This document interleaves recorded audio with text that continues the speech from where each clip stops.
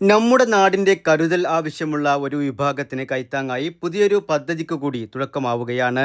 ജില്ലയിലെ ഭിന്നശേഷിക്കാർക്ക് കൂടുതൽ കാര്യക്ഷമവും ആവശ്യകതാടിസ്ഥാനത്തിലുള്ളതുമായ ക്ഷേമ സേവനങ്ങൾ ഉറപ്പാക്കുന്നതിനായി സമഗ്ര ഡിജിറ്റൽ സർവേക്ക് വേങ്ങരയിൽ തുടക്കമായി.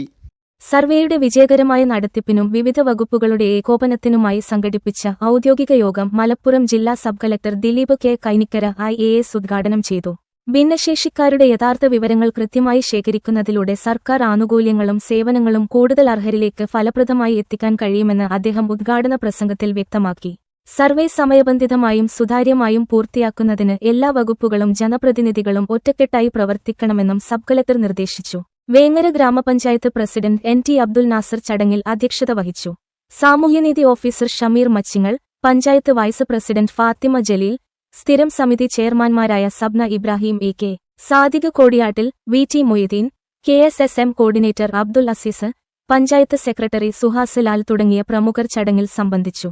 സമഗ്ര ഡിജിറ്റൽ സർവേയിലൂടെ ഭിന്നശേഷിക്കാരുടെ ആവശ്യങ്ങൾ ശാസ്ത്രീയമായി വിലയിരുത്താനും ഭാവിയിൽ കൂടുതൽ ഫലപ്രദവും ഉൾക്കൊള്ളുന്നതുമായ ക്ഷേമ പദ്ധതികൾ ആവിഷ്കരിച്ച് നടപ്പാക്കാനും സാധിക്കുമെന്നാണ് അധികൃതരുടെ പ്രതീക്ഷ.